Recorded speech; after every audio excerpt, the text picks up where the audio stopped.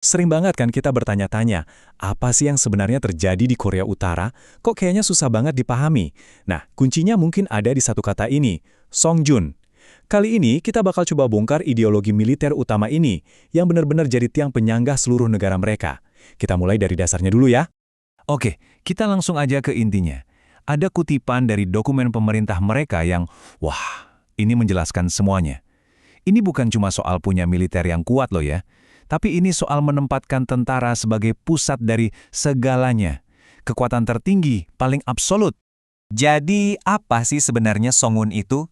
Kalau diartiin langsung, artinya politik militer utama. Nah, ini tuh kebijakan resmi yang menempatkan Tentara Rakyat Korea atau KPA sebutannya di puncak piramida. Bukan cuma soal pertahanan negara, tapi juga soal politik, soal ekonomi. Pokoknya, semua sumber daya negara itu prioritas utamanya buat mereka. Tapi, ideologi yang se-ekstrem ini kan nggak mungkin muncul tiba-tiba gitu aja, ya kan? Shogun itu lahir dari krisis nasional yang luar biasa parah. Yuk kita lihat gimana ceritanya. Coba bayangin deh, ini bener-bener kayak perfect storm. Dalam waktu yang singkat banget, Korea Utara kehilangan segalanya. Pelindung utama mereka, Uni Soviet, bubar. Terus pemimpin pendiri mereka, Kim Il-sung, wafat.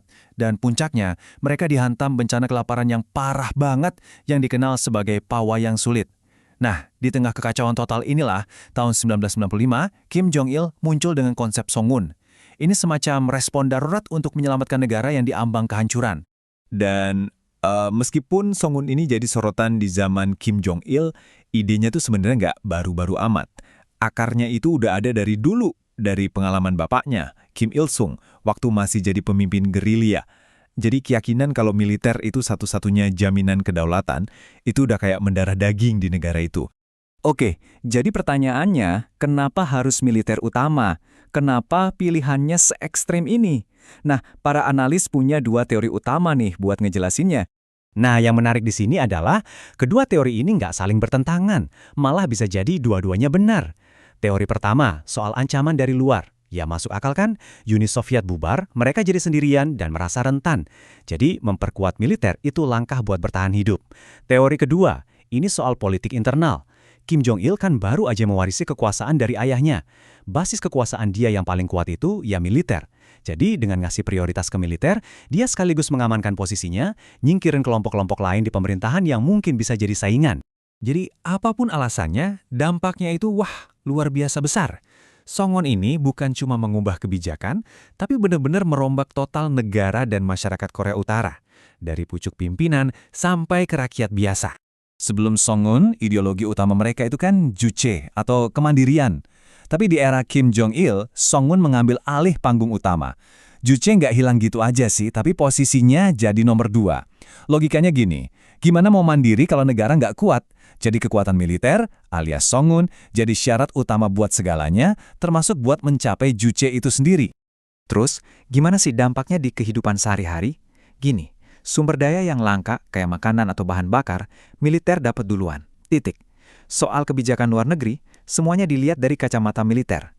Mereka selalu bilang, kita aman dari serangan luar itu ya berkat Songun. Bahkan cita-cita reunifikasi Korea pun dibilang cuma bisa tercapai kalau militernya kuat. Dan tentunya, ini nyambung banget sama program nuklir mereka. Dalam logika Songun, punya senjata nuklir itu ya puncak tertinggi dari ideologi militer utama. Ideologi ini saking merasuknya.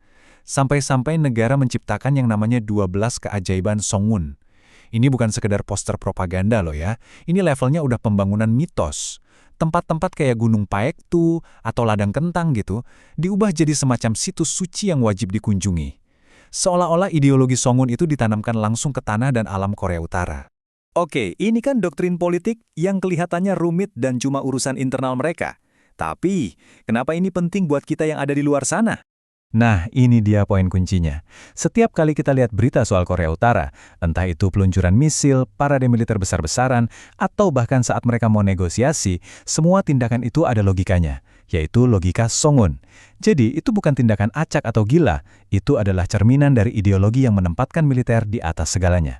Kalau kita nggak ngerti Songun, semua kelakuan mereka kelihatan aneh dan nggak terduga. Tapi begitu kita paham, kita mulai bisa melihat polanya. Dan ini yang membawa kita ke pertanyaan terakhir yang cukup berat.